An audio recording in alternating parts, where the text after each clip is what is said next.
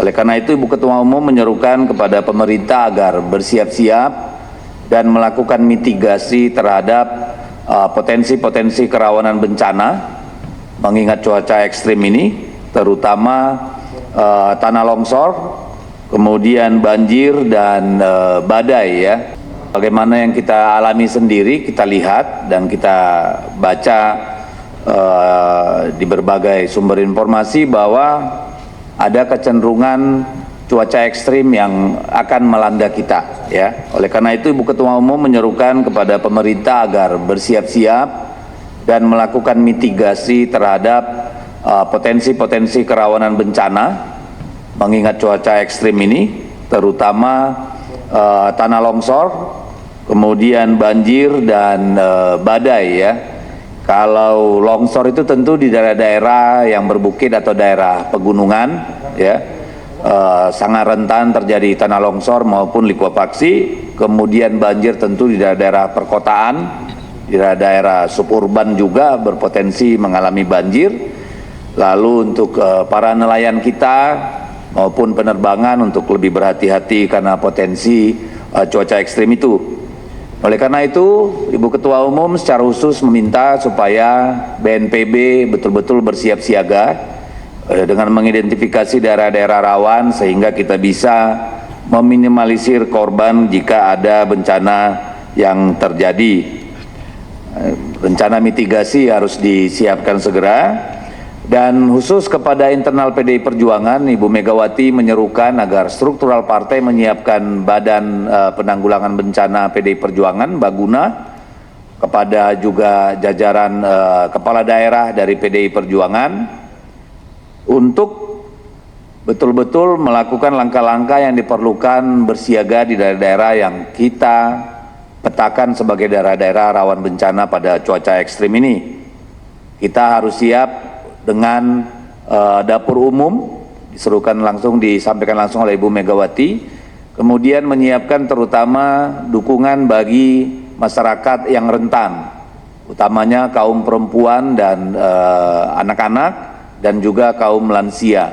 Jadi Ibu Mega berpesan secara khusus agar pakaian wanita termasuk kebutuhan-kebutuhan vital untuk perempuan kalau mengungsi, dan juga tentu susu untuk bayi gitu ya. Ini agar menjadi perhatian teman-teman di seluruh Indonesia, dan kita berharap agar tidak ada bencana yang terjadi, tetapi kalaupun terjadi tentu kita harus bersiaga sepenuhnya. Kemudian ada pesan juga dari Ibu Ketua Umum PDI Perjuangan melihat berbagai indikasi yang menurut kami sesuatu yang bersifat anomali, di mana di berbagai tempat kita melihat bertebarannya spanduk-spanduk yang menyerang kehormatan dan kewibawaan partai, khususnya mempertanyakan tentang legalitas dari DPP PDI Perjuangan, termasuk penambahan personilnya yang ya, menjelang Kongres ini kami melihat mengamati ada upaya sistematis untuk menyerang PDI Perjuangan, dan oleh karena itu diserukan kepada seluruh jajaran partai agar bersiap siaga untuk melawan berbagai bentuk upaya untuk menyerang PDI Perjuangan. Dalam bahasa Ibu Megawati, mengaut-aut, kan kira-kira seperti itu, mengacak-acak PDI Perjuangan. Nah, kami melihat bahwa bertebarannya spanduk ini dan kemudian adanya beberapa indikasi pengerahan buzzer-buzzer dan informasi-informasi sesat ya tentang PDI Perjuangan. Misalnya soal spanduk, kami menyerukan kepada polisi agar mencari tahu siapa aktor di belakang itu, karena misalnya kami melihat banyak spanduk itu dipasang di daerah-daerah strategis, bahkan ring 2 seperti Kuningan, ya, Rasuna Said dan sebagainya, yang tidak mungkin dilakukan masyarakat biasa. Ini adalah upaya sistematis ya dan terstruktur. Sangat aneh kalau polisi tidak bisa mengetahui siapa yang melakukan ini, karena di mana-mana ada CCTV dan daerah-daerah itu selalu harusnya adalah daerah yang steril karena banyak misalnya kedutaan dan sebagainya. Juga kami menangkap ada upaya-upaya dari berbagai informasi dari berbagai pihak kepada kami adalah upaya-upaya kriminalisasi hukum ya yang sementara terjadi. Oleh karena itu kami menyerukan, Ibu Megawati menyerukan agar polisi tetap profesional dan presisi dalam menjaga stabilitas politik di negara kita. Karena ongkosnya akan terlalu mahal kalau polisi gagal menjaga stabilitas politik yang akan berimplikasi terhadap stabilitas ekonomi. Terlebih dalam situasi menjelang akhir tahun seperti ini, di mana kita juga melihat kurs dolar sudah semakin tidak terkendali, dan ini sangat berbahaya karena Januari Februari biasanya perusahaan akan membutuhkan banyak sekali dolar untuk membayar kewajiban ataupun belanja. Nah, dalam rangka itu Ibu Megawati juga berterima kasih kepada jajaran partai, nanti videonya akan kami tunjukkan, yang telah menunjukkan soliditas partai yang mempertanyakan berbagai tindakan-tindakan yang menurut kami itu adalah indikasi-indikasi penyerangan terhadap PDI Perjuangan, dan itu sudah ditunjukkan oleh struktural partai di berbagai daerah di Indonesia bahwa PDI Perjuangan siap melawan siapapun yang coba-coba ingin mengganggu ketenangan PDI Perjuangan dalam berkontribusi bagi pembangunan bangsa. Nah, saya kira itu yang bisa kami sampaikan. Sekali lagi kami berharap Kepolisian Republik Indonesia betul-betul profesional dan presisi, menjadi harapan kita agar situasi tidak menjadi lebih memburuk dengan pembiaran-pembiaran atau langkah-langkah yang tidak profesional maupun presisi.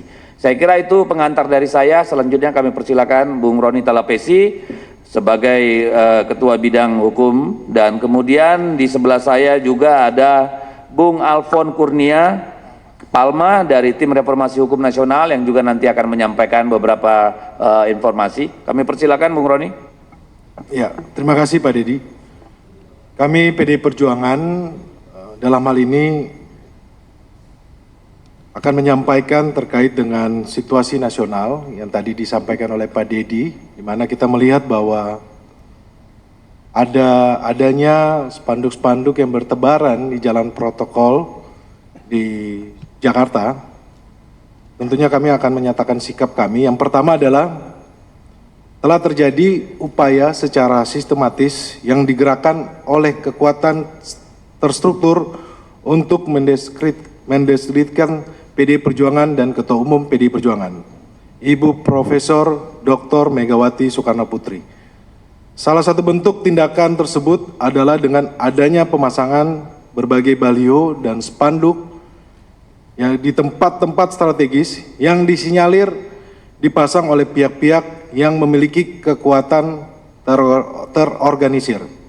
Kedua, baliho dan spanduk tersebut dipasang di lokasi-lokasi strategis dan jalur-jalur utama yang mengindikasikan keterlibatan pihak kekuatan terorganisir dengan kekuatan sumber daya yang besar.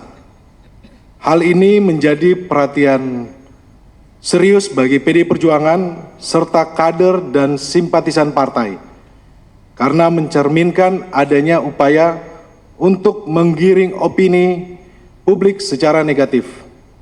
Ketiga, PDI Perjuangan adalah partai politik yang sah sesuai Akta Notaris nomor 05 tanggal 27 Juni 2024 dan telah mendapatkan pengesahan melalui surat keputusan dari Menteri Hukum dan HAM Republik Indonesia nomor M.05.11.02 tahun 2024 tertanggal 1 Juli 2024 tentang pengesahan perubahan struktur, komposisi, dan personalia Dewan Pimpinan Pusat Partai Demokrasi Indonesia Perjuangan masa bakti 2019-2024 diperpanjang hingga tahun 2025. Keabsahan ini tidak terbantahkan dan menjadi dasar kuat bagi PDI Perjuangan dalam menjalankan tugas politiknya. 4.